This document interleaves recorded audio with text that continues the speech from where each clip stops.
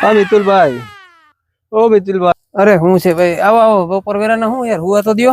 મારે એરંડાનું થ્રેશર લેવું છે, તમારી જોડે સલાહ લેવા માટે આવ્યો. બેસો બેસો અહીંયા. કેવું થ્રેસર તમારે લેવું છે એરંડાનું? ઓછા માણસથી કામ થાય ને એવું જોઈએ તો જોઈએ. તો તમારે ઓછા માણસ વાળું થ્રેસર લેવું હોય એરંડાનું તો ડબલ એલિવેટર વાળું થ્રેસર લઈ લ્યો ને મારા ભાઈ. પણ એમાં બગાડ વધારે થાય છે મિતુલભાઈ. તમારે એરંડામાં ફૂલ ઓટોમેટિક 2 થી 3 માણસ હાલે એવું થ્રેસર, અને એ પણ ગેરંટી વાળું થ્રેસર હું તમને લેવડાવું તો? હા તો ચાલે ને સાહેબ, ગેરંટી વાળું ચાલે. તો ચાલો હું તમને બતાવું, ચાલો મારા ભેગા. જો આ છે પરમ થ્રેસર નું દિવેલા માટેનું સ્પેશિયલ ઓટોમેટિક થ્રેસર, જે 2 થી 3 માણસોથી હાલે છે.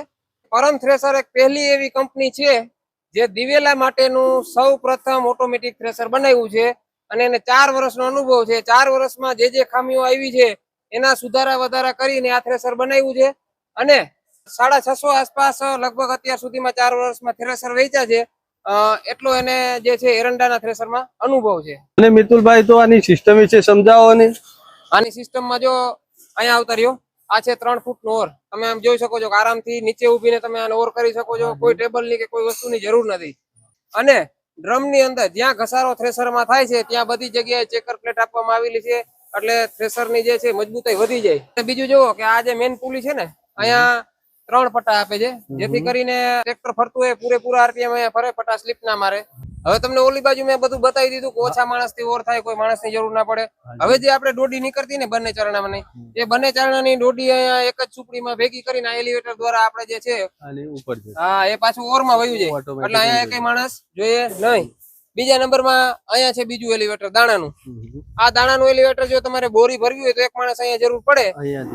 જો ટ્રેલર ભરવું હોય તો અહીંયા પણ એક કઈ માણસની જરૂર પડે નહીં. મિતુલભાઈ એ તો બરાબર છે, પણ મને એલિવેટરની બીક લાગે છે. દાણા તો નહીં તોડે ને. પરમ થ્રેસર એ દર વખતે નવા સુધારા વધારા કરે છે, અને તમને જે બીક છે દાણા તોડવાની, એની કંપની એલિવેટરની ફૂલ 100% ગેરંટી લે છે. હાલો હું તમને બતાવું કે કઈ રીતે ટેસ્ટિંગ કરે છે અને કઈ રીતે નવા સુધારા વધારા કરે છે. ચાલો એ પણ બતાવું. આ પરમ થ્રેસર આ રીતે 1-2 મોડલ રાખેલા છે કંપનીમાં, જેમાં દર વર્ષે સુધારા કરે. જો આમાં તમે જોઈ શકો છો, અહીંયા આ બાજુ લઈ આવજો ભાઈ. એલિવેટરોમાં અને કેટલા બધા અહીંયા ફેરફાર કરેલા છે. જો આ બધા ભાંગતોડ કરી, સુધારા વધારા કરી, અને જો જૂના દિવેલા પણ અહીંયા ટેસ્ટિંગ કરેલા પડ્યા છે. જો અને હવે આપણે એક એવી વસ્તુ બને કે સુધારા વધારા કરવા હોય ત્યારે ઓફ સિઝનમાં સુધારા વધારા થાય.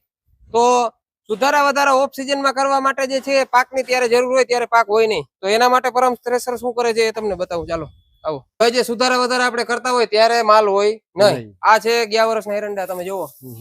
આ કંપનીના સ્ટોરેજ છે રાખેલું છે. ઓફ સિઝનમાં